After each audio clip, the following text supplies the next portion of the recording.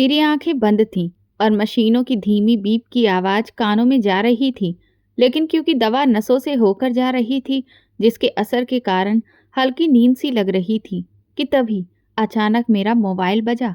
मैं थोड़ा सा आलस करते हुए जैसे ही फ़ोन उठाया, कुछ ही सेकंड में मेरे अंदर जो कमज़ोरी थी, वो भरपूर ताकत में बदल गई। मैंने तुरंत अपने हाथ में लगी हुई सिरिंज को खींचकर निकाला और पैर में चोट लगे होने के बावजूद लंगड़ाता हुआ बाहर की तरफ भागा। तभी अचानक नर्स से टकराते हुए बचा। वो मुझे इस तरह से जाते हुए देखकर जोर से चिल्लाई, आप कहाँ जा रहे हैं? लेकिन मैं एक पल के लिए भी नहीं रुका। जब उसने देखा कि मैं नहीं रुक रहा हूँ, तो वो डॉक्टर को बुलाने लगी। लेकिन तब तक मैं वहाँ से निकल चुका था। मेरे साथ जो हुआ था, उसके बाद अब यहाँ रुक पाना मेरे बस की बात नहीं थी। जैसे तैसे मैंने अपनी गाड़ी ड्राइव की और फैक्ट्री के पास पहुँचा। लेकिन वहां पर मैंने जो नज़ारा देखा, उसने मेरे होश उड़ा दिए थे। धुएं का गुबार आसमान की ऊंचाइयों को छू रहा था। शोले इतने भयंकर तरीके से भड़क रहे थे कि ऐसा लग रहा था कि यहाँ कोई ज्वालामुखी था, जिसमें आज सालों के बाद विस्फोट हुआ हो। आग की लपटें बहुत ऊंची ऊंची थीं। ये सब देखकर मेरी आंखों में आंसू आ गए। हाहाकार चारों तरफ मचा हुआ था।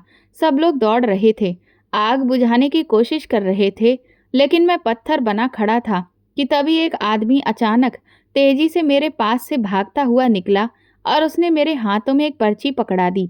मैं इतना बदहवास था कि ना तो उस आदमी का चेहरा देख पाया और ना उसके पीछे दौड़ने की जहमत उठाई। और जैसे ही मैंने उस पर्ची को खोला तो मेरे होश उड़ गए, क्योंकि उसमें लिखा था, मेरा नाम रोहन है, उम्र 30 वर्ष, एक ऐसा नौजवान जिसकी जिंदगी हमेशा सुकून और सुख सुविधाओं में ही गुजरी। पापा का बड़ा बिजनेस था, बहुत बड़ी फैक्ट्री, कई कंपनियां और हजारों लोग उनके अंदर काम करते थे। मैं 2 बहनों के बाद पैदा हुआ और इकलौता बेटा होने की वजह से हमेशा सबका खास ध्यान मेरी तरफ ही रहता। मेरी दोनों बहनें मुझसे बड़ी थीं और उन दोनों की शादी बहुत जल्दी कर दी गई। वो अपने घरों में खुश थीं और मैं मम्मी पापा के साथ रहता था। बचपन से ही मुझ पर ये जिम्मेदारी डाल दी गई थी कि एक दिन ये पूरा बिजनेस मेरे कंधों पर होगा। शायद इसीलिए पढ़ाई पूरी होने के बाद मुझे और कुछ भी सोचने या समझने की ज़रूरत ही नहीं पड़ी। मुझे पता ही नहीं चला कि कब मैं पापा के बिजनेस में शामिल हो गया और धीरे धीरे सारा काम संभालने लगा। शुरू में सब कुछ आसान लगा। ऑफिस में बैठे बैठे फैसले करना, प्रोजेक्ट्स देखना, वर्कर्स पर नज़र रखना, सब जैसे पहले से तैयार था। मुझे सिर्फ उसमें जगह लेनी थी। लेकिन ज़िंदगी कभी इतनी सीधी नहीं होती, ये मैं बाद में जान पाया। उस वक्त तक तो मैं खुद को बहुत कामयाब समझ रहा था। पापा की इज्जत और नाम मेरे साथ था। जो लोग मुझसे मिलते वो असल में पापा की शख्सियत और उनके मुकाम को देखकर ही मुझे इज्जत देते थे। लेकिन मुझे ये लगता था कि ये सब मेरी मेहनत का नतीजा है। मेरी माँ की एक ही फिक्र थी, जब भी घर में कोई पार्टी होती या किसी रिश्तेदार की बेटी की शादी की बात चलती, तो वो तुरंत मेरी तरफ देखने लगती और कहती, रोहन, अब तो तुम्हारी भी उम्र हो रही है, कब तक तुम अकेले रहोगे? मैं धीरे से हंसकर कहता, माँ, अभी तो मैं बिल्कुल ठीक हूँ, शादी की क्या ज़रूरत है? वो झट से जवाब देती, ठीक हो, लेकिन ऐसे कब तक घर में एक बहू आनी चाहिए? तुम ऑफिस के बाद भी अकेले हो जाते हो। हम चाहते हैं कि तुम्हारी ज़िंदगी पूरी हो जाए। मैं बात बदल देता, अक्सर अपने काम की व्यस्तता का बहाना करता। कभी कहता कि अभी बिजनेस को वक्त देना है, कभी कहता कुछ और साल रुक जाओ। लेकिन असल में मेरा दिल नहीं चाहता था। मुझे लगता था शादी एक बहुत बड़ी जिम्मेदारी है और मैं इस वक्त सिर्फ बिजनेस पर ध्यान देना चाहता था। कई बार मम्मी नाराज हो जाती। एक दिन बोली, ये कैसी बात हुई कि शादी और बिजनेस का आपस में कोई रिश्ता है? अगर तुम्हें शादी से डर लगता है तो सीधा कह दो, लेकिन ये ना कहो कि बिजनेस की वजह से शादी नहीं कर रहे। मैंने मुस्कुराकर कहा, मम्मी आप बिल्कुल फिक्र ना करें, जहाँ आप चाहेंगी वहीं शादी करूँगा। आपका फैसला ही मेरा फैसला होगा, बस अभी कुछ वक्त चाहिए। वो चुप हो गई, लेकिन उनकी आंखों में बेचैनी साफ झलक रही थी। उन्हें हर वक्त ये डर सताता रहता था कि कहीं वक्त हाथ से निकल न जाए। उस वक्त तक मैं खुद को बहुत ताकतवर समझता था। बिजनेस मेरी पकड़ में था, बड़े बड़े कॉन्ट्रैक्ट मेरे सामने आते और मैं बहुत आसानी से संभाल लेता। लेकिन फिर एक दिन ऐसा आया जब सब कुछ बदलना शुरू हो गया। पहले नुकसान छोटा सा था, एक ऑर्डर वक्त पर पूरा नहीं हो सका और हमें काफ़ी सारे पैसे वापस करने पड़े। मैंने उसे मामूली समझकर नज़रअंदाज कर दिया। सोचा कि बिजनेस में तो ऐसी छोटी-मोटी चीज़ें होती ही रहती हैं। लेकिन फिर अगले ही महीने एक और बड़ा नुकसान हो गया। मार्केट में अचानक हमारे प्रोडक्ट्स की डिमांड कम हो गई, क्योंकि नई कंपनियां आ गई थीं और वो और भी नए तरीकों से काम कर रही थीं। हमारे पुराने तरीकों का अब कोई असर नहीं हो रहा था। मेरे लिए ये सब कुछ उतना ज़रूरी नहीं लगा। सोचा कि ये तो सब वक्त के साथ है। लेकिन जब साल खत्म हुआ तो हिसाब किताब ने मेरी आंखें खोल दी। पिछले कई महीनों में नुकसान इतना बढ़ चुका था कि हमारी बचत भी कम होने लगी थी। एक रात जब मैं ऑफिस में बैठकर अकेला हिसाब देख रहा था, तो पहली बार मेरे दिल में डर उतर आया। मैंने खुद से कहा, क्या ये मुमकिन है कि ये सब खत्म हो जाएगा? मेरे अंदर एक अजीब सी उलझन पैदा होने लगी। जितना ज़्यादा सोचता, उतना ही ज़्यादा दिल घबराता। बाहर से देखने वाले अभी भी समझते थे कि मैं बहुत कामयाब हूँ, लेकिन सच्चाई ये थी कि बुनियाद अंदर से खोखली हो रही थी। घर वापस आया तो मम्मी ने हमेशा की तरह पूछा, बेटा आज फिर से परेशान लग रहे हो? मैंने टालने की कोशिश की, कुछ भी नहीं है मम्मी, बस काम के सिलसिले में थोड़ा सोच रहा था। उन्होंने मेरी तरफ ध्यान से देखा, फिर कुछ भी नहीं बोली। लेकिन मुझे एहसास हुआ कि वो सब जानती हैं। उन दिनों मैंने पहली बार महसूस किया कि शायद मैं इतना मजबूत भी नहीं हूँ जितना मैं खुद को समझता था। पापा की मेहनत से खड़ा किया ये बिजनेस मेरे हाथों में डगमगाने लगा था। एक पल के लिए सोचा कि शायद अगर शादी हो जाती तो दिल को सुकून मिलता, लेकिन फिर तुरंत ही खुद को टोका, नहीं, अभी शादी का वक्त नहीं है, पहले कारोबार को संभालना है। लेकिन ये फैसला भी बेकार निकला। हर दिन एक नई मुश्किल लेकर आता।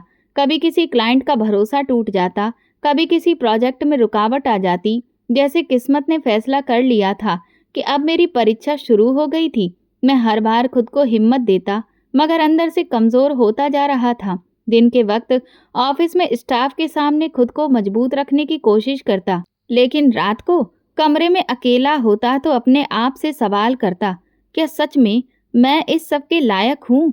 बिजनेस के नुकसान के बाद मैंने खुद को संभाल लेने की बहुत कोशिश की, मगर वक्त के साथ सब कुछ मुश्किल होता जा रहा था। हर नए दिन के साथ ऑफिस में कोई न कोई मुसीबत खड़ी हो जाती। कभी मशीन खराब हो जाती, कभी किसी क्लाइंट का ऑर्डर पूरा नहीं हो पाता। मैं हर मुश्किल को बस कुछ दिनों की बात समझकर ही सॉल्यूशन ढूंढता रहा, लेकिन नुकसान का सिलसिला रुकने का नाम नहीं ले रहा था। एक दिन मैनेजर ने ऑफिस में आकर कहा, सर, कुछ वर्कर्स ने आज काम पर आने से इनकार कर दिया है। उनका कहना है कि पिछले 2 महीने की तनख्वाह अभी तक नहीं मिली है। मैंने टेबल पर हाथ मारा। ये कैसे मुमकिन है? हमने पिछले हफ्ते ही तो अकाउंट्स को क्लियर किया था। मैनेजर ने नज़र झुका ली। जी सर, क्लियर तो किया था, लेकिन सिर्फ आधा पेमेंट ही हुआ था। बाकी रकम तो कंपनी के अकाउंट में मौजूद ही नहीं थी। मेरे पैरों तले ज़मीन निकल गई। मैं जानता था कि कैश फ्लो का प्रॉब्लम बढ़ता ही जा रहा है, लेकिन ये सोचा ही नहीं था कि मजदूर अपनी मजदूरी के बिना इस तरह से हड़ताल कर देंगे। उसी दिन कुछ क्लाइंट्स ने अपनी डील तोड़ दी। उनका कहना था कि हमारी प्रोडक्शन समय पर पूरी नहीं हो रही है और इसीलिए अब नई कंपनियों के साथ डील करने जा रहे हैं। घर आया तो मम्मी ने फिर से पूछा, बेटा आज भी तुम इतने थके हुए क्यों लग रहे हो? मैंने ठंडा सा जवाब दिया, कुछ नहीं मम्मी, बस ऑफिस की मुश्किलें हैं। उन्होंने आह भरी, काश तुम अपने पापा की तरह हमेशा खुशहाल और जिंदा दिल रहते थे। वो हमेशा ये कहते थे कि अगर मजदूर का दिल जीत लो तो बिजनेस खुद ब खुद चलता रहता है। मैं खामोश रहा। माँ की बातें दिल को चुभने लगीं, लेकिन सच्चाई ये थी कि मजदूर नाराज थे और कंपनी का पहिया धीरे धीरे रुक रहा था। दूसरे दिन ऑफिस पहुंचा तो माहौल बहुत खराब था। कुछ वर्कर सामान पैक करके जा रहे थे। मैंने उन्हें रोकने की कोशिश की, रुक जाओ, अगले हफ्ते तक सब कुछ क्लियर कर दूंगा। लेकिन एक ने बड़े ही कठोर लहजे में कहा, सर, हम कब तक खाली बातों पर गुजारा करें? हमारे घरों में भी बच्चे हैं, हम भी इंसान हैं। ये कहकर वो सब बाहर निकल गए। मैं कुर्सी पर बैठा सोचता रह गया। अपने कमरे की खिड़की से देखता रहा कि कैसे एक एक करके लोग मेरी कंपनी को छोड़ रहे हैं। अब मेरे पास एक ही रास्ता बचा था कि कहीं और बैठकर अपना ध्यान कुछ नए कामों पर लगाऊं। और ऑफिस का माहौल इतना बोझिल हो चुका था कि वहां काम करने की हिम्मत ही नहीं थी। उसी शाम मैं अपने लैपटॉप के साथ शहर के बड़े होटल में चला गया। वहां के कोने वाले टेबल पर बैठकर मैं खुद को व्यस्त करने की कोशिश करने लगा। बाहर की भाग दौड़ से दूर वहां मुझे कुछ सुकून मिलता था। सामने बड़ी बड़ी खिड़कियां थीं जिनसे शहर की रोशनी दिखाई देती थी। लैपटॉप खोला और कुछ कंपनियों को ईमेल भेजे, कुछ पुराने रिकॉर्ड्स चेक किए। दिमाग लगातार हिसाब किताब में उलझा हुआ था। कभी किसी नई डील की उम्मीद जगती, कभी अगले ही पल सब कुछ बेकार लगने लगता। घंटों बैठे रहने के बाद भी कोई खास नतीजा नहीं निकला। सिर्फ कुछ ही कंपनियों ने जवाब दिया था और वो भी शक से भरा हुआ था। मैं थकान से सिर पकड़कर बैठ गया। इतने में एक छोटी सी आवाज सुनाई दी, साहब कुछ चाहिए तो बताइएगा। मैंने चौंक कर ऊपर देखा। मेरे सामने एक 12 साल से भी कम उम्र का बच्चा खड़ा था। हाथ में एक पुराना सा कपड़ा था जिससे वो टेबल साफ कर रहा था। छोटा था, दुबला सा शरीर, मगर आंखों में एक अजीब सी चमक थी। मैंने अचानक उसे सर से पांव तक देखा। उसकी कमीज जगह जगह से फटी हुई थी, मगर वो पूरे आत्मविश्वास के साथ खड़ा था। उसने दोबारा कहा, साहब ऑर्डर लेना है तो बताइए। मैं लैपटॉप बंद करते हुए बोला, बस एक ठंडा पानी ला दो। वो मुस्कुराया, जी साहब। ये कहकर वो तेजी से आगे बढ़ गया। मैं कुर्सी पर बैठा उसे जाता हुआ देखता रहा। दिल के किसी कोने में सवाल ने जन्म लिया कि इतना छोटा बच्चा यहाँ काम क्यों कर रहा है। इस उम्र में तो उसे स्कूल में होना चाहिए था। कुछ पलों के बाद वो पानी का गिलास लेकर मेरे पास आया और बड़े ही तमीज के साथ मेरे सामने रखा और खामोशी से जाने लगा। मैंने सोचा कि आवाज़ दूं, उससे बात करूं, मगर फिर खुद को रोक लिया। शायद ये मेरी कैफियत थी कि एक अजनबी बच्चे की मौजूदगी ने मुझे पहली बार अपने दुख से हटकर किसी दूसरी तरफ सोचने के लिए मजबूर कर दिया था। मैंने पानी का घूंट लिया और खिड़की से बाहर देखा। दिल ही दिल में सोच रहा था कि ये बच्चा भी अपनी जिंदगी के बोझ तले झुका हुआ है। वो पल मेरे लिए अजीब था। मुझे नहीं पता था कि ये मामूली सा बच्चा आगे चलकर मेरी जिंदगी बदल देगा। और यही वो रात थी जब मेरी कहानी ने एक नया मोड़ लेना शुरू किया। उस दिन की शाम कुछ और ही थी। मैं हमेशा की तरह कोने वाले टेबल पर बैठा अपने लैपटॉप के साथ व्यस्त था। आसपास लोग हंसी मजाक करते हुए खाने में व्यस्त थे, लेकिन मैं एक और ही दुनिया में उलझा हुआ था।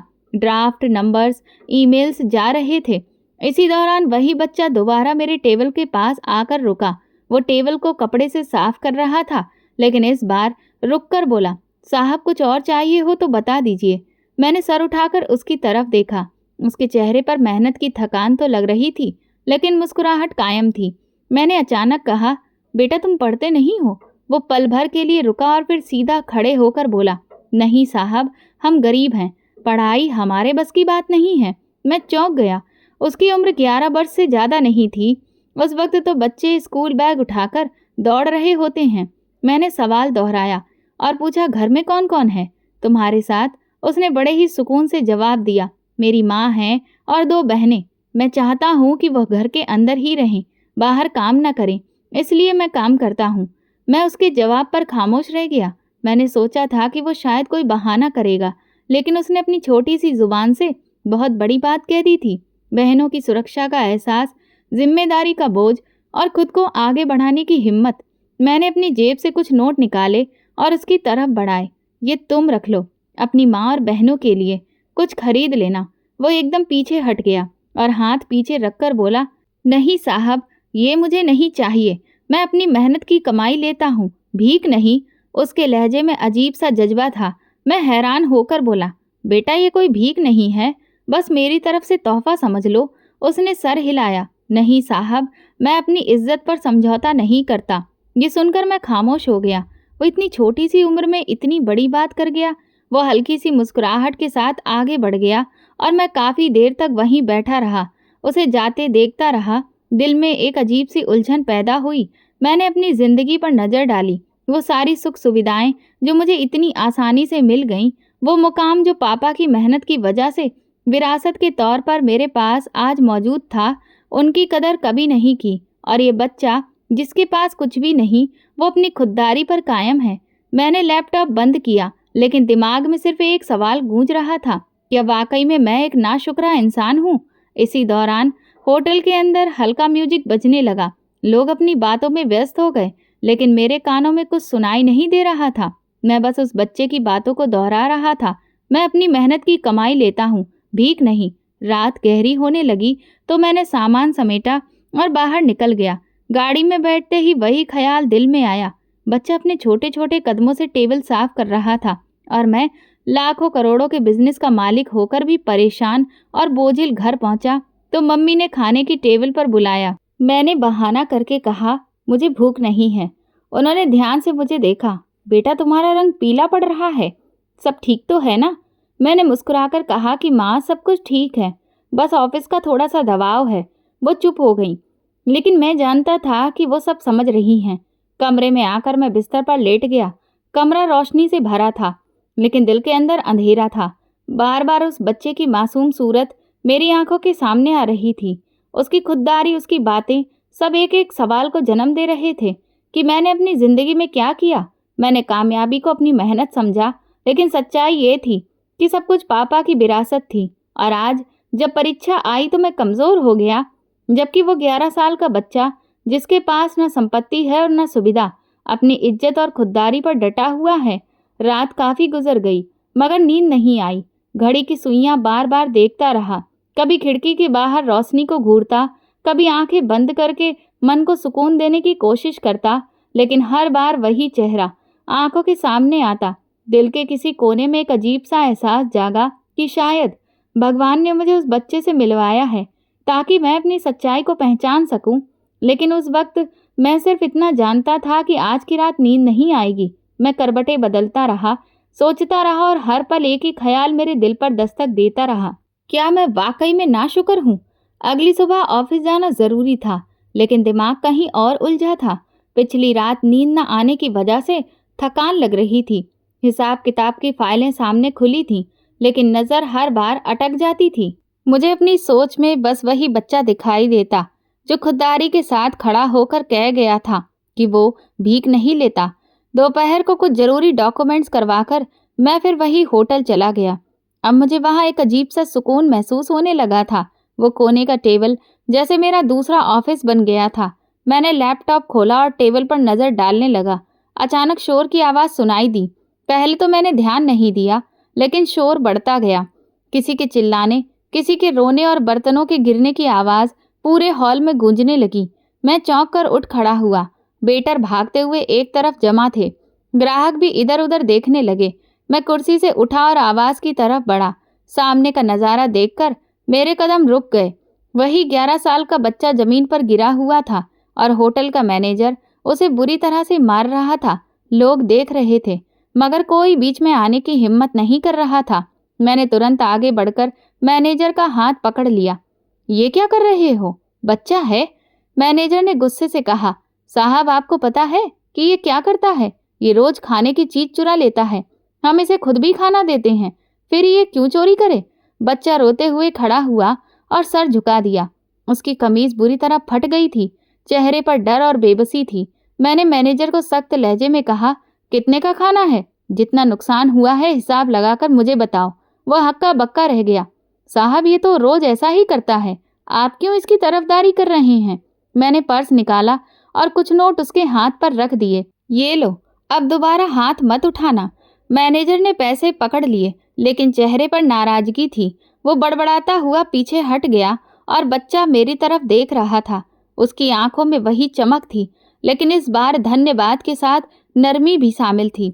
उसने धीमी आवाज में कहा, साहब, आपका धन्यवाद। अगर आप न होते तो वो मुझे बहुत मारता। मैं प्यार से बोला, तुमने खाना क्यों चुराया? कल तो तुमने कहा था कि तुम भीख नहीं लेते।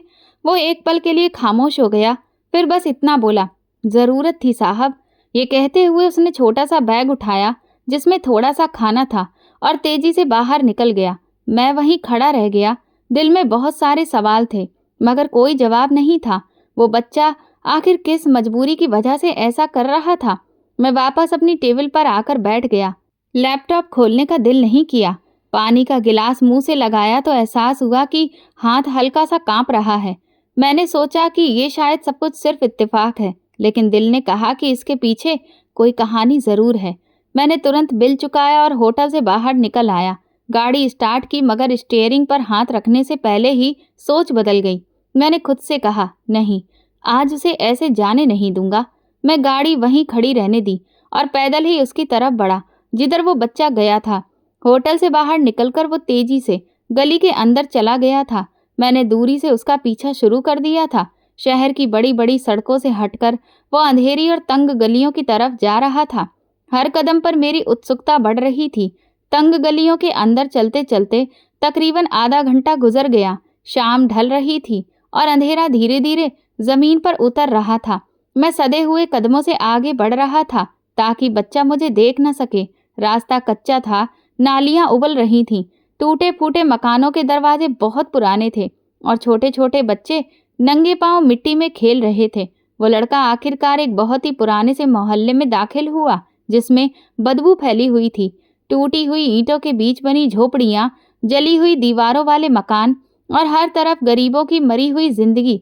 मैंने सोचा कि यही उसका घर होगा, लेकिन वो एक झोपड़ी के पास जाकर रुका और वहीं बैठ गया। उसने बैग खोला जिसमें खाने की कुछ चीजें थीं। मैंने अंदाजा लगाया कि वो अपनी माँ और बहनों के लिए ये खाना निकाल कर लाया है, लेकिन कुछ पलों बाद नज़ारा ही बदल गया। मोहल्ले के कई बच्चे दौड़ते हुए उसके पास आए। उनके चेहरे भूख से कमज़ोर थे, आंखों में उम्मीद की चमक थी। वो सब उसके आसपास जमा हो गए। मैं हैरत से देखता रहा कि उस लड़के ने खाने के पैकेट निकालकर सब बच्चों में बांटना शुरू कर दिया। वो खुद एक कोने में बैठ गया मगर दूसरों को पहले खाने दिया। एक बच्चा खुशी से हंसते हुए बोला, भैया आज तो हमें खाने को बिरयानी मिली है।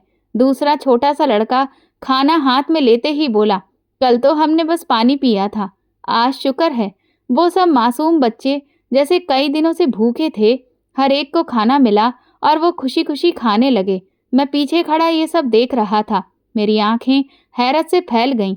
मैंने सोचा था कि वो अपने परिवार के लिए खाना ले जा रहा है, लेकिन वो तो अपनी गरीबी के बावजूद दूसरों की भूख मिटा रहा था। इस उम्र के बच्चे तो अपनी पॉकेट मनी पर भी झगड़ा करते हैं, लेकिन ये बच्चा अपनी मुश्किलों को भूलकर दूसरों की फिक्र कर रहा था। मेरे कदम वहीं रुक गए। दिल ने कहा कि उसकी जिंदगी आम नहीं है, बल्कि जरूर कोई बड़ी कहानी छुपी हुई है। एक छोटी सी लड़की जिसके हाथ कांप रहे थे, वो बोली, भैया आपने हमें खाना दिया, भगवान आपको खुश रखेगा। बच्चा मुस्कुराया, तुम सब प्रार्थना करो कि कल भी कुछ मिल जाए। मैं ये सब सुनता रहा। हैरत और ताज्जुब ने मेरे दिल को जकड़ लिया था। वो लड़का एक पल के लिए रुका, सब बच्चों को देखता रहा, फिर उसने अपनी जेब से पुराना सिक्का निकाला और एक बच्चे के हाथ में दिया। ये तुम रख लो, कल खेलने के लिए काम आएगा। बच्चे खुशी से तालियां बजाने लगे। मेरे अंदर एक तूफान खड़ा हुआ। मैं सोच भी नहीं सकता था कि इतनी छोटी सी उम्र का लड़का इतनी बड़ी कुर्बानी दे सकता है। खुद भूखा रहकर दूसरों को खिला रहा है। ये जज्बा कहाँ से आया होगा? मेरे मन में वो लम्हा गूंजा जब मैं उसे नोट देना चाहता था और उसने मना कर दिया था। उस वक्त मुझे लगा था कि वो जिद्दी है, लेकिन अब समझ आया कि ये जिद नहीं, खुददारी है, और ये खुददारी ही उसे दूसरों का सहारा बना रही थी। मैं उसके करीब जाने के बारे में सोच ही रहा था कि अचानक उसकी नज़र मुझ पर पड़ गई। उसने चौंक कर मेरी तरफ देखा। उसकी आंखों में हैरत और सवाल था। वो तुरंत खड़ा हुआ और एक पल के लिए रुका और फिर धीरे आवाज़ में बोला, साहब आप यहाँ पर? मेरा दिल जोर से धड़का। वो मुझे पहचान चुका था। मैं कुछ पल खामोश रहा, फिर आगे बढ़ा। ये वो पल था जिसने मेरी जिंदगी की एक नई सच्चाई की शुरुआत होने वाली थी। वो बच्चा मुझे देखकर सामने चौंक गया था और मैं भी उसकी नज़र से नहीं बच पा रहा था। मैं धीरे धीरे उसके पास गया। आसपास बच्चे अभी भी खाने में व्यस्त थे, लेकिन सब खामोशी से मुझे देखने लगे। मैंने उससे कहा, बेटा घबराओ मत, मैं बस ये जानना चाहता हूँ कि तुम ये सब क्यों करते हो। वो पहले चुप रहा, फिर हिचकिचाते हुए बोला, साहब आपको नहीं पता हमारे घर के हालात कैसे हैं। मैं वहीं ज़मीन पर एक तरफ बैठ गया ताकि वो खुलकर बात करे। मुझे बताओ तुम्हारे घर में कौन कौन है? उसकी आंखों में नमी आई, लेकिन वो अपने दुख को दबाकर बोला, मेरी माँ, मेरी 2 बहनें और बाकी ये सब बच्चे जो आप देख रहे हैं, ये सब मेरे चाचा और बुआ के बच्चे हैं। हम सब एक ही मोहल्ले में रहते हैं। मैं आगे झुककर बोला, और तुम्हारे पापा कहाँ हैं? उसके होंठ कांपने लगे। मेरे पापा? वो तो अब इस दुनिया में ही नहीं है। मेरे दिल की धड़कन तेज हो गई। मैंने सवाल किया, कैसे? उसने धीरे धीरे बोलना शुरू किया, मेरे पापा, मेरे चाचा और मेरे फूफा जी तीनों एक ही फैक्ट्री में काम करते थे। उन्हें फैक्ट्री की गाड़ी लेकर जाती थी और वापस छोड़ती थी। एक दिन वो गाड़ी वापस आई लेकिन अंदर से कोई जिंदा नहीं निकला। सब लाशें थीं, सब लोग खत्म हो गए। मैं जैसे पत्थर का हो गया। वो अपनी छोटी सी आवाज में वो हादसा बयां कर रहा था, जिसे सुनकर मेरा दिल दहल गया। उसने रोते रोते कहा, उस दिन हम सबके घर में मातम पसर गया था। मेरी माँ बेहोश हो गई थी, चाची चिल्ला रही थी, बुआ के बच्चे रोते रहे। मेरे होठों से मुश्किल से निकला, फिर क्या हुआ? उसने तल्ख लहजे में कहा, फिर कुछ भी नहीं हुआ साहब। कई महीने मेरी माँ, मेरी चाची और बुआ वहाँ काम करते रहे, लेकिन 1 रुपए भी तनख्वाह नहीं मिली। जब हमारी माँ ने फैक्ट्री के मालिक से जाकर बात की, अपना अधिकार मांगा, तो पता है क्या हुआ? मैंने धड़कते दिल के साथ कहा, क्या हुआ?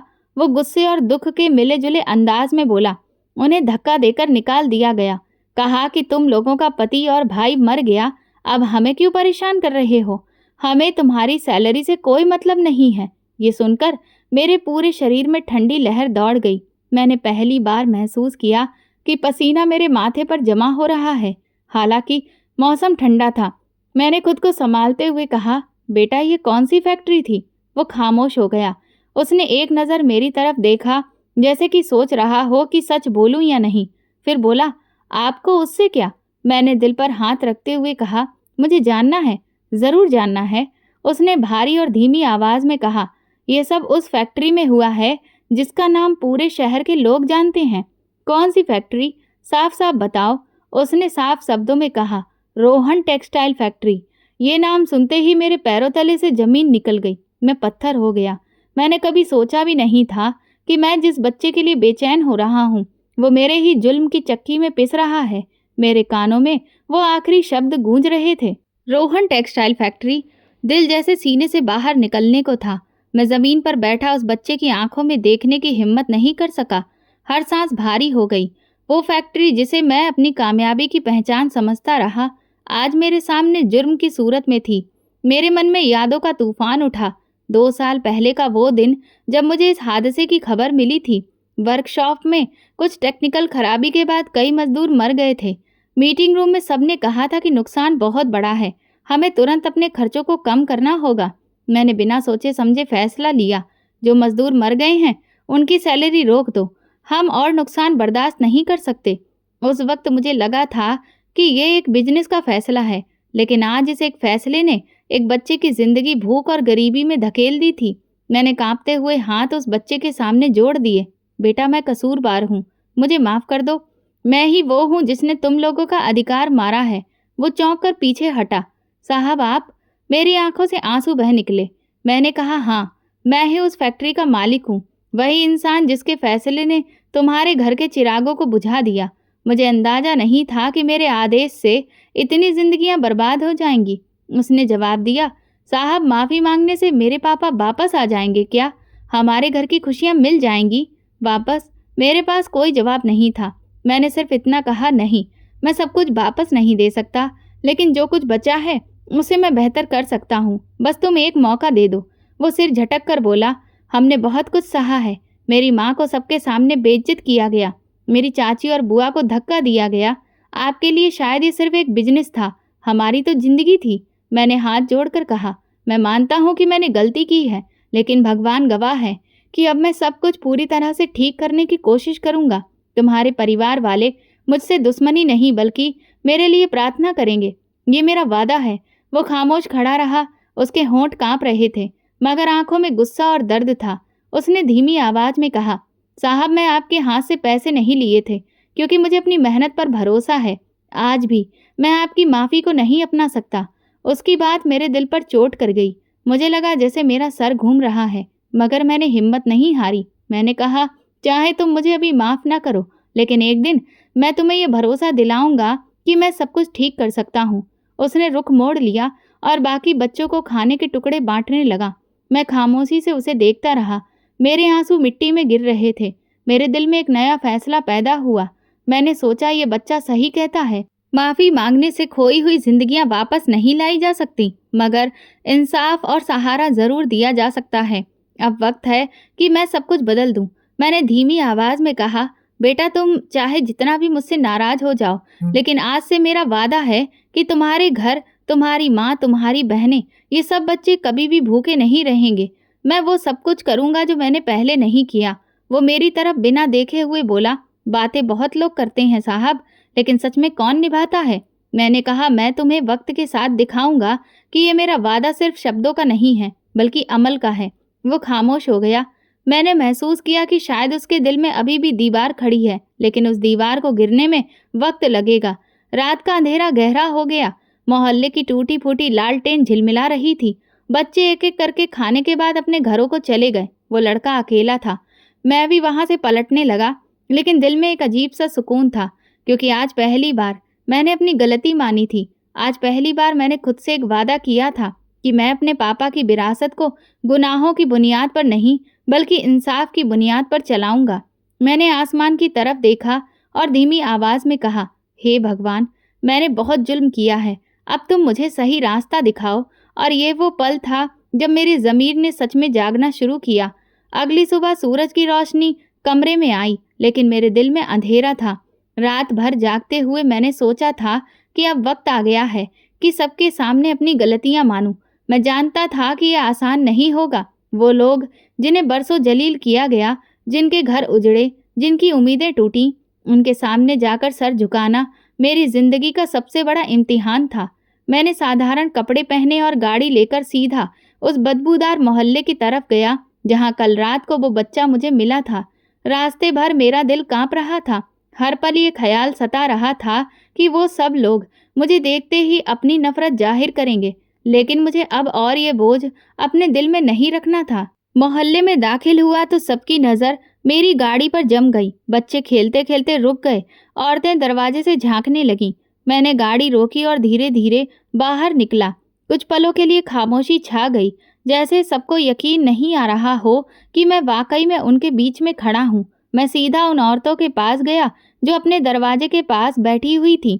वही औरतें जिनके पति हादसे में मारे गए थे। उनकी आंखों में शिकायत थी, चेहरे गुस्से और दुख से भरे हुए थे। मैंने उनके सामने सर झुका लिया। मैं आप सबका मुजरिम हूँ। मेरी आवाज़ कमज़ोर थी। आपके पतियों ने मेरी फैक्ट्री में अपनी जान गंवा दी, लेकिन मैं उनका अधिकार उन्हें नहीं दे पाया। उनकी सैलरी रोक कर मैंने जुल्म किया और फिर आप सबको बेइज्जत करके निकाल दिया गया। एक औरत ने कड़वे लहजे में कहा, अब तुम यहाँ क्यों आए हो? जब हमें रोटी चाहिए थी तब तुमने दरवाजे बंद कर दिए। जब हमारे बच्चे भूखे सो रहे थे तब तुम्हें हमारी याद नहीं आई? मैंने आंखों में आंसू लेकर कहा, आप बिल्कुल सही कह रही हैं। मैंने गलती की, बहुत बड़ी गलती की, मगर आज मैं सब कुछ ठीक करने आया हूँ। जो कुछ छीना गया है वो वापस करने आया हूँ।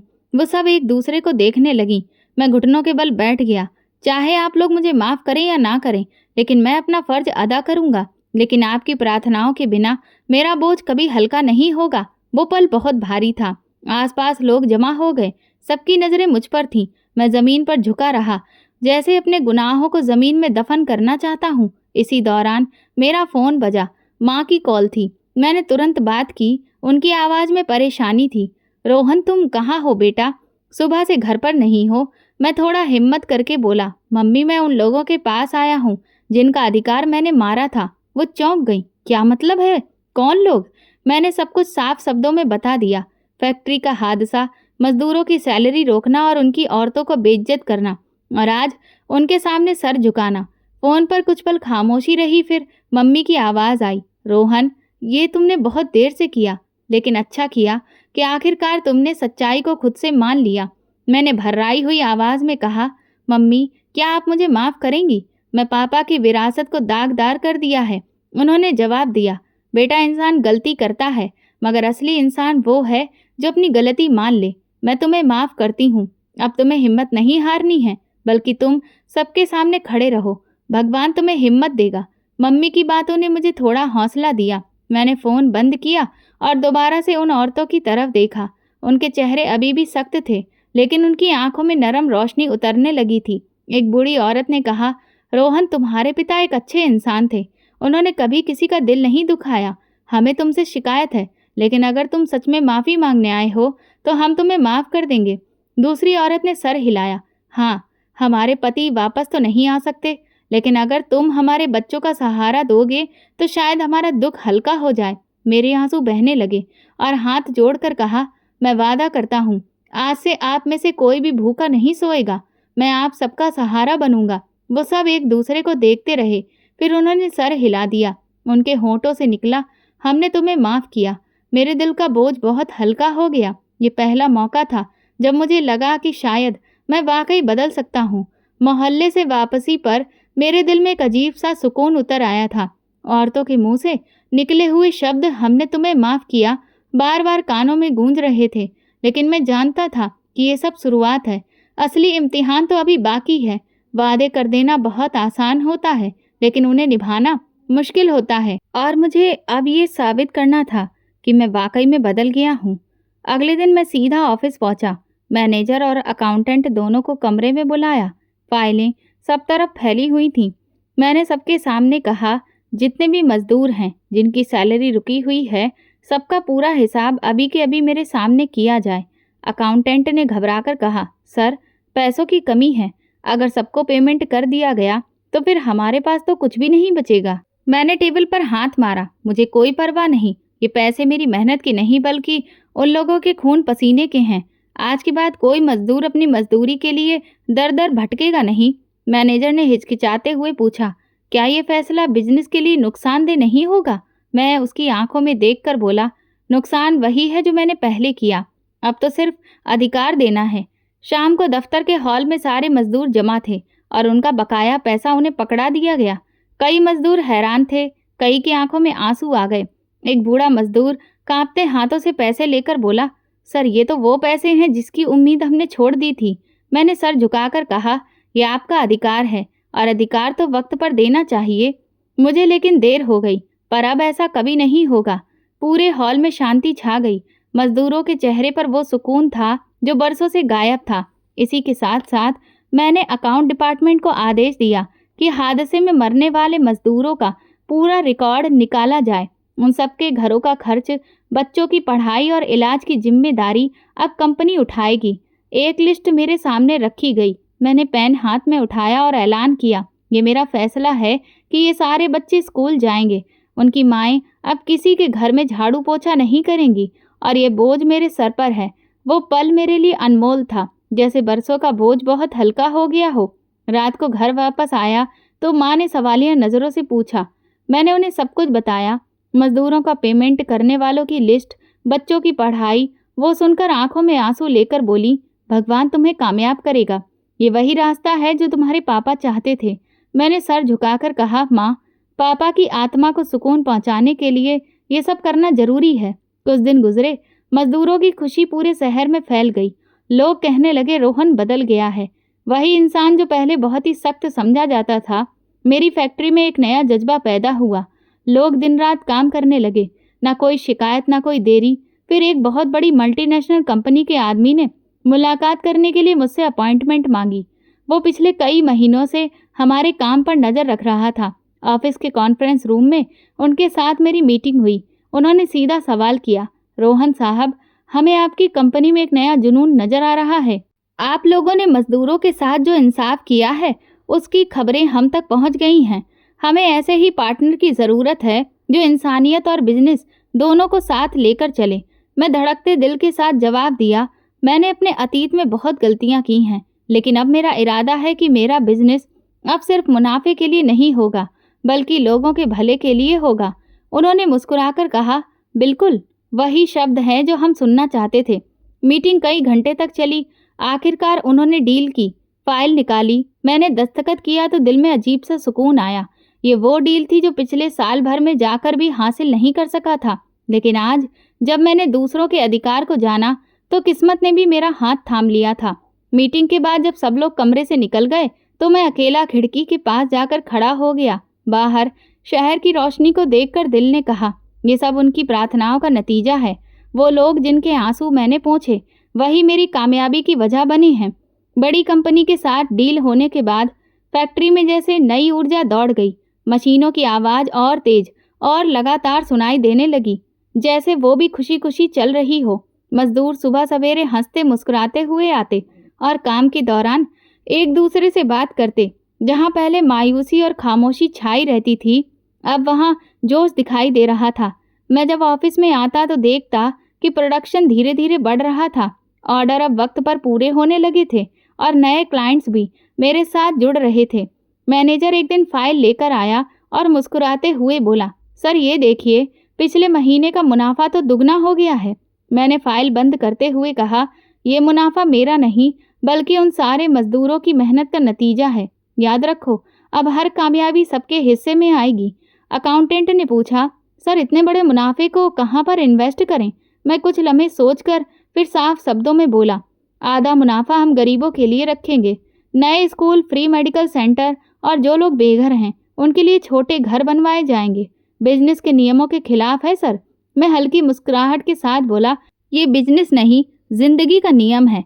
इस तरह से फैक्ट्री के साथ साथ मेरा मन भी बदलने लगा। ऑफिस में ज़रूरी फैसले और मीटिंग करने के बाद मैं सीधा गरीबों के इलाकों में निकल जाता।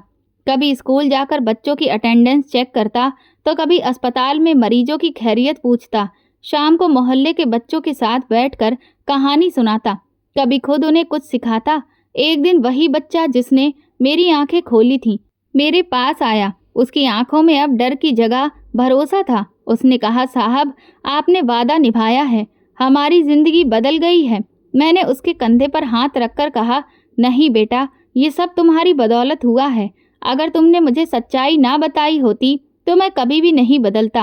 वो मुस्कुराकर बोला, मेरी माँ कहती है कि असली दौलत वो है जो दूसरों को खुश करके मिलती है। मैंने दिल ही दिल में सोचा, ये बच्चा आज भी मुझे सबक दे रहा है। इसी दौरान शहर में ये खबर फैल गई कि रोहन अब सिर्फ बिजनेसमैन नहीं रहा बल्कि लोगों की सेवा करने के लिए जीता है। कई सारे वेलफेयर सेंटर के लोग मेरे पास आए और बोले, आप हमारे साथ भी काम करें। लेकिन मैंने साफ जवाब दिया, मैं वही करूंगा जिससे पूरी तरह से सिर्फ गरीबों को फायदा पहुंचे। एक दिन मम्मी मेरे कमरे में आई। उनकी आंखों में खुशी की रोशनी थी। बोली, बेटा मैं देख रही हूँ कि तुम अब बदल गए हो। अब तुम्हारे चेहरे पर वो सुकून है जो पहले कभी नहीं था। मैंने मुस्कुराकर कहा, मम्मी ये सब उन प्रार्थनाओं का नतीजा है जो लोगों ने मेरे लिए की थी।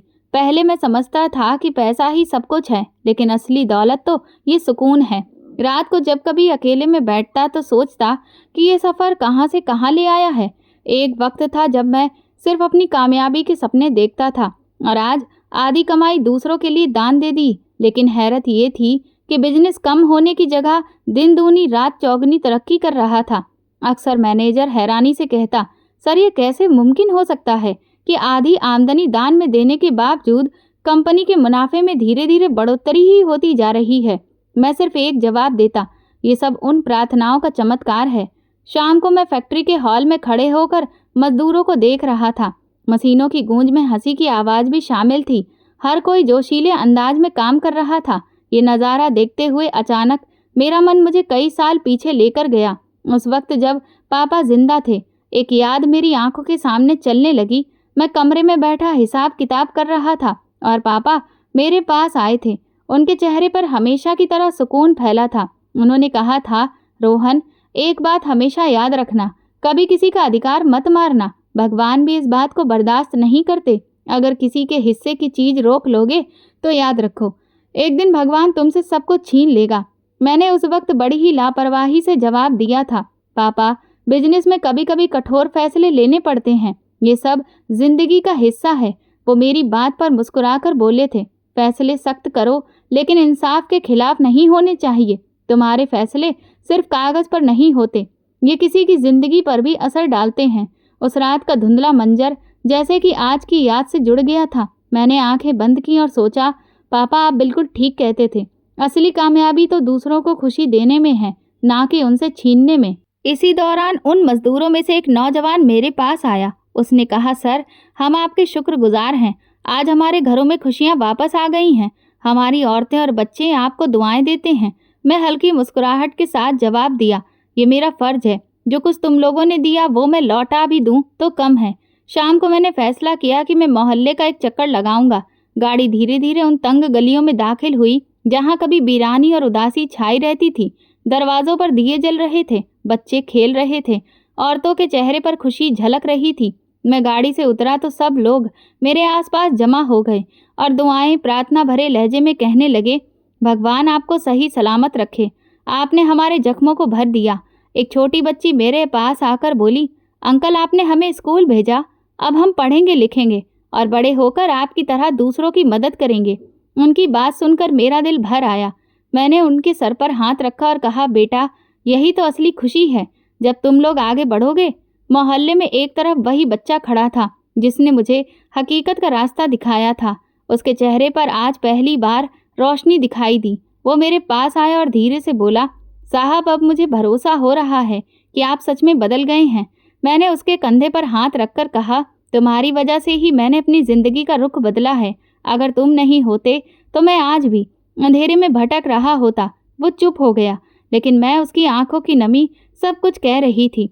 अब औरतें और बच्चे मुझे दुआएं देने लगे। किसी ने कहा, भगवान आपको दिन दूनी रात चौगनी तरक्की दे। किसी ने कहा, भगवान आपको बहुत लंबी उम्र दे। ये सब देखकर मुझे ऐसा लगा कि जैसे आज मैं एक सच्चा इंसान बन गया हूँ। मोहल्ले की गलियां आज मुस्कुराते चेहरों से जगमगा रही थी। मैंने अपने दिल में कहा, पापा, मैं देर तो की, लेकिन आपकी दी हुई नसीहत मेरी जिंदगी का उसूल बन गई है। सब कुछ बेहतर तरीके से चल रहा था, काम भी और भलाई भी। माँ के कहने पर मैंने उनकी ही पसंद की एक लड़की से शादी कर ली और सच में शादी के बाद मेरी जिंदगी पूरी तरह से बदल गई। वो मेरा इतना ख्याल रखती कि मैं अपने आप को बहुत ही खुशकिस्मत समझता।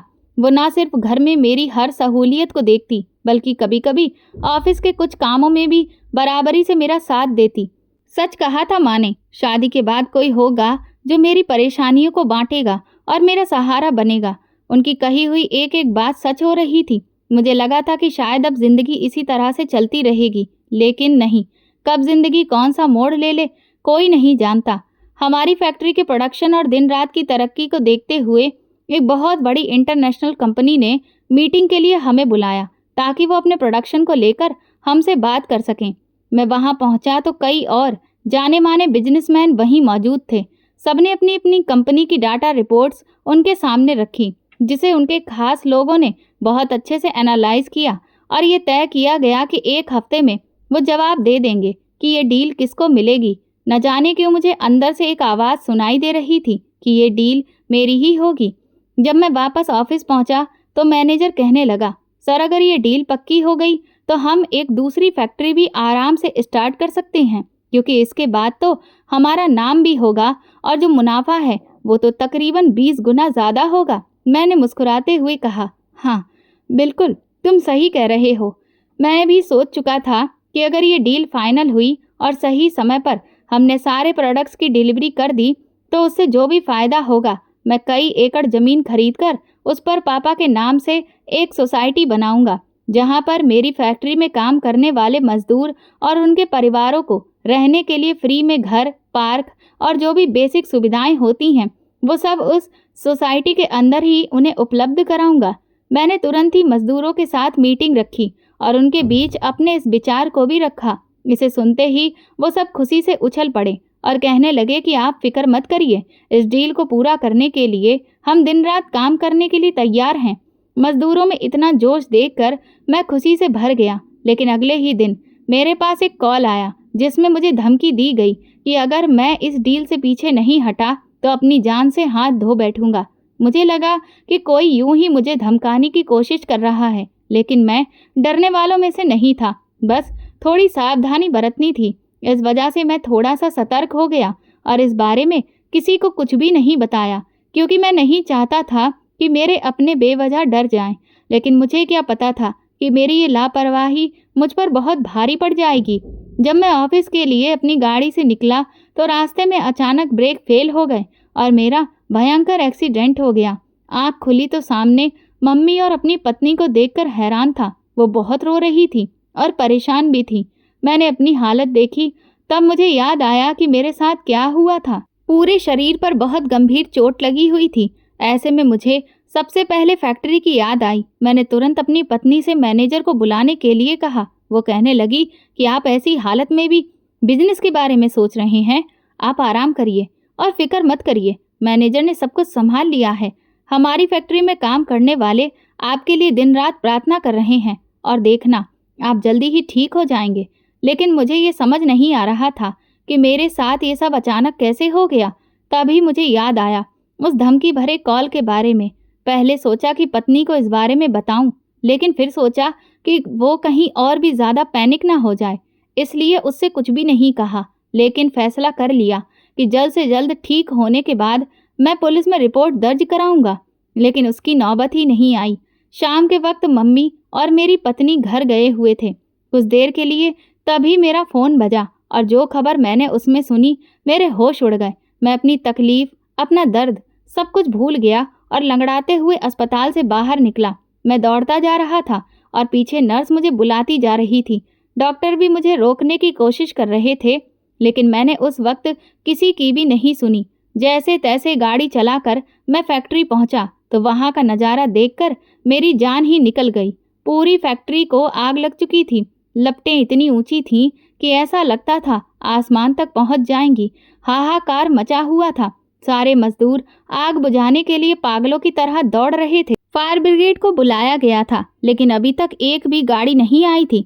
सब रो रहे थे, चिल्ला रहे थे और मैं जैसे बेजान पुतले की तरह खड़ा हुआ था कि तभी अचानक इस भाग दौड़ में एक आदमी मुझसे टकराया और तेजी से मेरे हाथ में एक पर्ची थमाकर भाग गया। मैं उस वक्त ऐसी बदहवास हालत में था कि ना तो उस आदमी का चेहरा देख सका और ना उसके पीछे दौड़ने की हिम्मत कर पाया। मैंने जैसे ही उस पर्ची को खोला तो होश उड़ गए। उसमें लिखा था, कहा था ना पीछे हट जाओ, लेकिन तुम नहीं माने, अब अंजाम भुगतो। फिर फायर ब्रिगेड आई, आग बुझाई गई, लेकिन सब कुछ खाक हो चुका था। न सिर्फ फैक्ट्री, मशीनें, लोगों की उम्मीदें, उनके सपने, सब कुछ। और मैं पूरी तरह से बर्बाद। मैं सर पकड़कर वहीं बैठ गया। कई घंटे, कुछ ही देर में ये खबर आग की तरह पूरे शहर में फैल गई।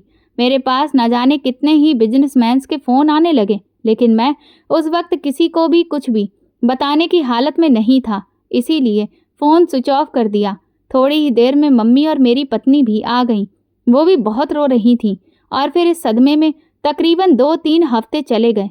मैं घर से एक बार भी बाहर नहीं निकला और अपने कमरे में ही खुद को आइसोलेट कर लिया, क्योंकि अब समझ ही नहीं आ रहा था कि आगे क्या होगा, क्या करना है। एक दिन शाम को जब मैं अपनी ही तन्हाई और गम में डूबा हुआ बैठा था तो माँ ने मुझे बताया कि फैक्ट्री के कुछ मजदूर मुझसे मिलने आए हैं। मैं नीचे गया तो मुझे वही बच्चा सामने खड़ा दिखाई दिया जो होटल में मिला था, जिसने मुझे सच्चाई का रास्ता दिखाया था। मेरी फैक्ट्री के कई मजदूर आंखों में आंसू लेकर और उम्मीद के साथ मुझे देखते हुए कहने लगे, साहब आप हिम्मत मत हारिए, आप ही तो हमारी उम्मीद हैं, हमारा सहारा हैं।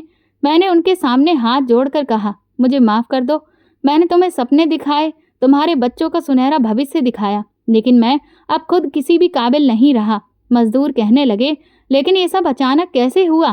तो मैंने उन्हें और अपने घर वालों को सब कुछ बताया कि किस तरह से मुझे धमकियां मिल रही थीं।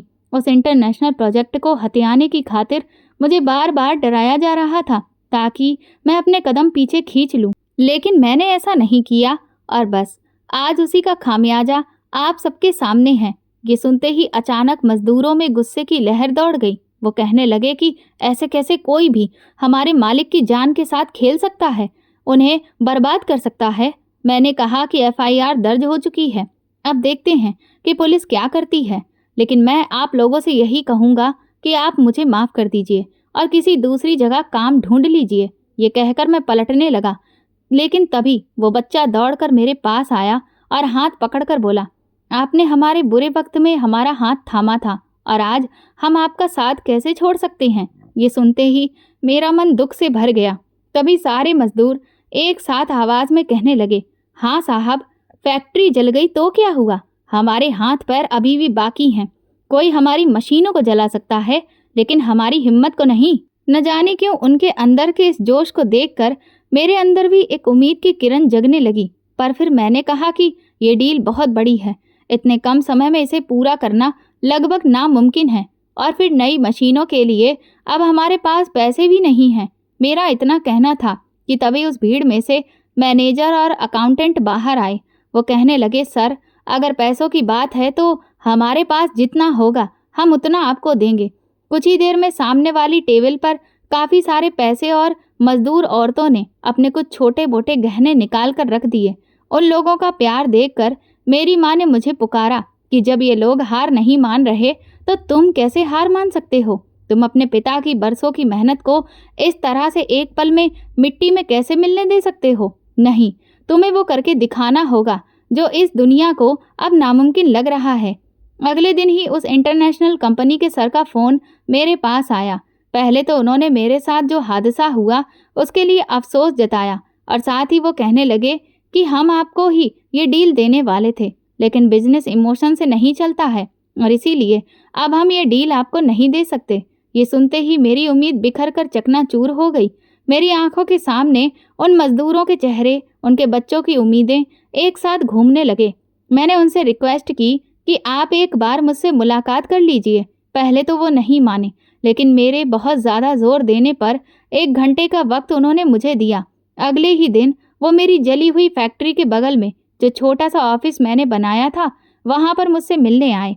काफ़ी देर मैं उन्हें समझाता रहा, लेकिन वो किसी भी बात के लिए राजी नहीं हुए, क्योंकि वो अपना नुकसान नहीं करना चाहते थे। मैं हारी हुई उम्मीद के साथ उनके साथ जैसे ही ऑफिस से बाहर निकला तो सामने मेरी फैक्ट्री के मजदूर बैठे हुए थे। उन्हें देखकर मैं अचानक चौंक गया। मेरे लटके हुए चेहरे को देखकर वो समझ गए कि आखिरकार क्या हुआ है। तभी वो सब एक साथ उस कंपनी के मालिक को समझाने लगे। न जाने क्या हुआ कि उनकी बातों से वो कंपनी का मालिक थोड़ा सा कमज़ोर पड़ने लगा। फिर वो मुझसे बोला कि देखिए, अगर सारा माल समय पर तैयार नहीं हुआ तो मुझे बहुत बड़ा नुकसान उठाना पड़ेगा, क्योंकि ये सभी प्रोडक्ट्स समय पर विदेश भेजे जाने हैं। इससे पहले कि मैं कुछ कहता, मजदूर एक साथ कहने लगे, हम दिन रात एक कर देंगे आपके इस माल को तैयार करने में, बस आप एक बार हमें मौका देकर तो देखिए। उनकी उम्मीद और हिम्मत को देखते हुए कंपनी के मालिक ने हमें एक मौका दे दिया। ये मौका नहीं, एक लाचार इंसान के अपने पैरों पर दोबारा से खड़े होने की उम्मीद थी। अगले दिन ही मैंने अपने बंगले को गिरवी रख दिया और उन पैसों से कुछ मशीनें मंगवा ली। समय बहुत कम था और टारगेट बहुत बड़ा, लेकिन हमारी हिम्मत उससे भी बड़ी थी। हमारे पास सिर्फ 1 हफ्ते का ही समय था और सच कहूँ तो जो नामुमकिन लग रहा था वो चौथे दिन गुजरते गुजरते मुमकिन लगने लगा, क्योंकि 4 दिनों से मेरी फैक्ट्री के मजदूरों ने फैक्ट्री को ही अपना अड्डा बना लिया था। मैं भी 4 दिन से घर नहीं लौटा था। खाना पीना, कुछ घंटे की नींद, सब कुछ इस जली हुई फैक्ट्री में ही हो रहा था। हमारे इस जोश के चर्चे धीरे धीरे सब तरफ होने लगे। लोग मुझसे फ़ोन करके पूछने लगे कि क्या तुम और तुम्हारी फैक्ट्री के मजदूर पागल हो गए हो? लेकिन शायद ज़िंदगी में कुछ पाने के लिए ऐसा ही पागलपन चाहिए होता है। जब तक आप में पागलपन नहीं होगा, आप कुछ भी हासिल नहीं कर सकते। और फिर वो दिन आया जब हमने तय समय पर इस डील को पूरा किया और पेमेंट हमारे हाथ में आ गया। सच कहूँ तो यकीन ही नहीं हो रहा था कि हमने वो कर दिखाया जो कोई सोच भी नहीं सकता था। कोई छोड़ो, शायद हम भी नहीं सोच सकते थे।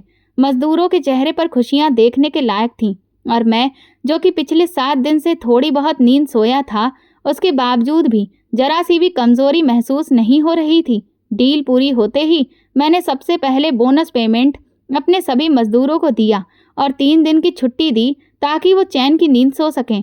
और इधर अपने बंगले को, जो कि गिरवी रखा था, छुड़ा लिया। इसके बाद तो जैसे हमारा नाम सब तरफ छा गया। मेरी और मेरे वर्कर्स की काबिलियत के चर्चे लोगों की जुबान से थमने का नाम नहीं ले रहे थे।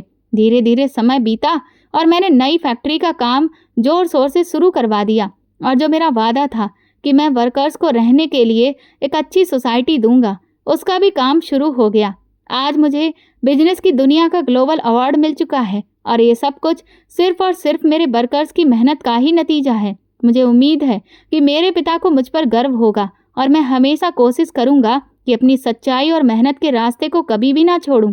इधर पुलिस ने भी जिस राइवल कंपनी ने मेरे खिलाफ ये साजिश की थी, उसका पर्दाफाश कर दिया और उनका लाइसेंस रद्द कर दिया गया। सच कहा है किसी ने, बुराई का रास्ता आपको कभी भी ऊंचाइयों पर नहीं पहुंचा सकता। एक ना एक दिन आप गड्ढे में ज़रूर गिरेंगे और उन लोगों का भी वही हाल हुआ। तो दोस्तों, अगर आपको हमारी ये कहानी पसंद आई हो तो प्लीज़ कमेंट करके ज़रूर बताइएगा। वीडियो को लाइक करें और ज़्यादा से ज़्यादा शेयर करें। अगर आप चैनल पर नए हैं तो सब्सक्राइब ज़रूर करें और नोटिफिकेशन बेल दबाएं ताकि अगली अपडेट सबसे पहले आपको मिले। धन्यवाद।